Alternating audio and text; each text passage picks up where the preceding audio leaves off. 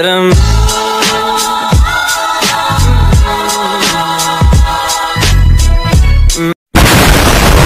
Assalamualaikum warahmatullahi wabarakatuh. Di sini kami akan mempresentasikan proyek biologi yang bertema polutan udara. Perkenalkan, nama saya Abdullah Rizal Alfarizi dari MIPA 1. Saya Bintang Redi Paditia dari kelas MIPA 1. Saya Jonathan Syarul Ferdiansa dari kelas MIPA 1. Di sini sudah terdapat sebuah ekosistem pedesaan atau semi-semi kota yang di sini ada komponen biotik dan abiotiknya. Komponen biotiknya yaitu ada manusia atau human, terus ada pohon ceri atau Cynodon dactyton, dan ada Prunus ceracus. Ada komponen abiotiknya juga yaitu village atau desa-desanya. Pada suatu hari terdapat ekosistem yang segar atau masih sejuk. Ini adalah orang yang ada di desa ini, yang awalnya ekosistemnya masih baik-baik saja, tidak ada udara-udara yang mengganggu, masih sejuk, masih bersih. Kemudian tidak selang lama dibangunlah suatu pabrik.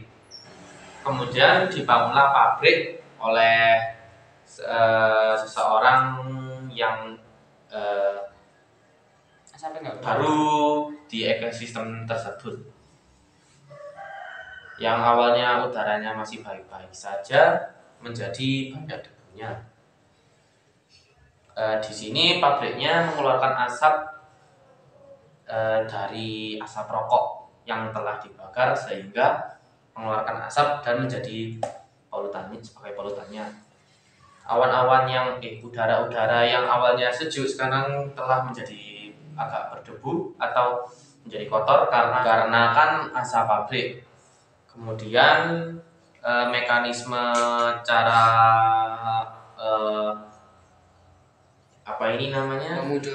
memunculkan asapnya yaitu pabriknya diberi rokok. Bukan diberi rokok sih, lebih tepatnya diberi asap rokok. Masyarakat dan ekosistemnya di sekitarnya mulai merasa terganggu akibat timbulnya pabrik ini. Masyarakat pada mulai risih akibat asap pabrik yang terlalu berlebihan.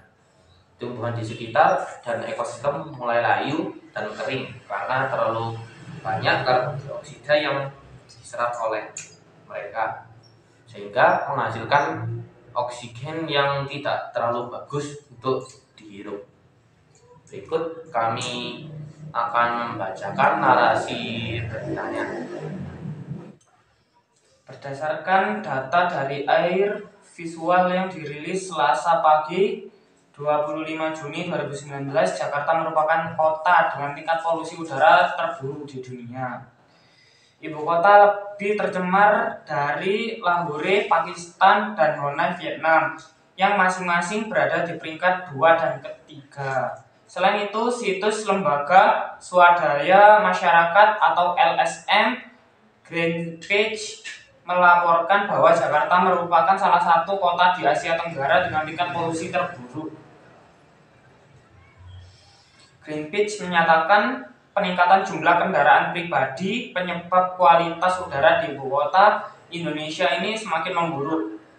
Pembangkit listrik tenaga uap atau PLTU ikut berkontribusi terhadap buruknya udara Jakarta.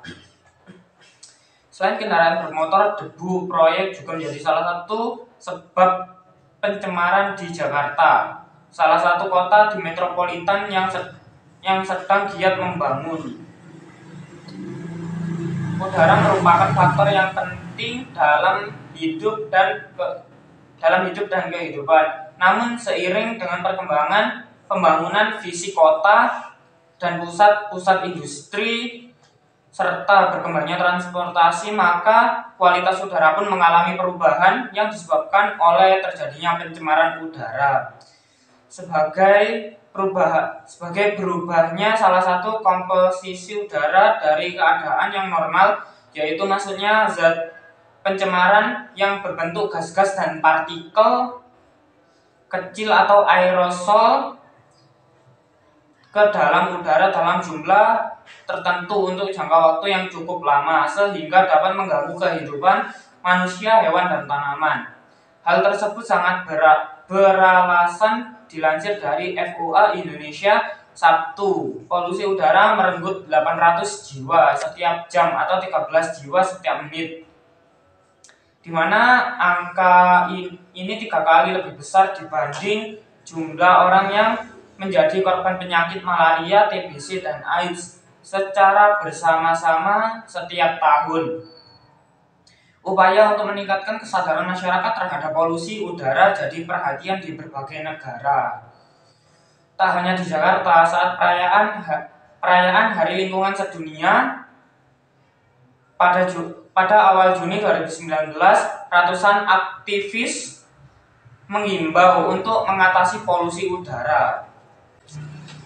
Saya sebagai pembaca cerita fiksi, judul Membalikan Takdir Menemukan Solusi di Balik Polusi.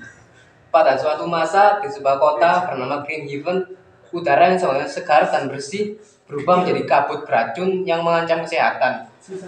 Penyebabnya adalah pabrik besar yang berdiri tegak di pinggiran kota tersebut. Pabrik itu telah menjadi sumber utama polusi udara yang merusak lingkungan dan kualitas hidup masyarakat. Di tengah keterpurukan, ada seorang anak bernama Alex yang tumbuh dengan rasa cinta yang mendalam terhadap lingkungannya. Ia sering bermain di kota dan merasa sedih melihat pohon-pohon yang layu dan hewan-hewan yang tersiksa oleh polusi. Alex memutuskan bahwa dia tidak bisa lagi berdiam diri dan melihat kota yang dia cintai terhancur. Alex memulai misi pribadinya untuk menyadarkan penduduk kota akan bahaya polusi udara yang dihasilkan oleh pabrik. Ia memulai dengan mengumpulkan bukti-bukti tentang dampak negatif pabrik tersebut dan membagikannya kepada penduduk setempat. Alex mengorganisir pertemuan komunitas dan menyebarkan kesadaran akan bahaya polusi serta mendorong orang-orang untuk bersatu dan mencari solusi. Dalam perjalanannya pencarian, Alex bertemu dengan seorang peneliti bernama Dr. Sarah yang memiliki pengetahuan mendalam tentang teknologi ramah lingkungan. Dr. Sarah mengungkapkan bahwa ada teknologi canggih yang dapat membantu mengurangi polusi udara yang dihasilkan oleh pabrik tanpa menghentikan produksi. Dengan bantuan Dr. Sarah, Alex dan sekelompok warga Green Haven mulai merancang rencana untuk menghadapi pabrik tersebut. Mereka mengajukan usulan kepada pemilik pabrik, menjelaskan bagaimana teknologi baru dapat membantu mereka mengurangi emisi polusi dan tetap menjalankan operasi pabrik. Pemilik pabrik awalnya skeptis terhadap usulan tersebut. Namun setelah melihat bukti-bukti dan data-data yang tersedia oleh Alex dan Dr. Sarah, ia mulai membuka pikirannya. Pemilik pabrik menyadari bahwa mereka tidak hanya berkontribusi pada polusi, tetapi juga berpotensi mendapatkan manfaat jangka panjang dengan mengadopsi teknologi ramah lingkungan.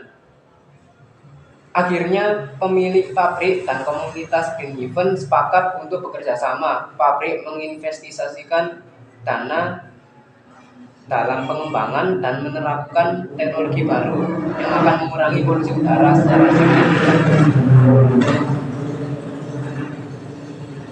Mereka juga berkomitmen untuk menjalankan program pemantauan lingkungan yang ketat dan berbagi hasilnya dengan publik.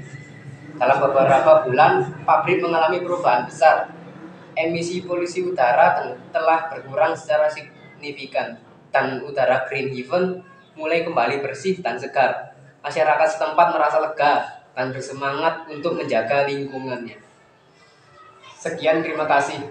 Saya akan membacakan cara mengatasi hal-hal yang telah disampaikan tadi dan cara untuk menjadi lebih baik untuk merawat lingkungan. Yang pertama yaitu kurangi penggunaan bahan yang sulit terurai, menggunakan kendaraan ramah lingkungan, mengurangi pemakaian kendaraan bermotor, kurangi merokok, menggunakan produk ramah lingkungan, menanam pohon, tidak membakar hutan, serta menyaring asap pabrik yang ada di lingkungan sekitar apabila terdapat pabrik.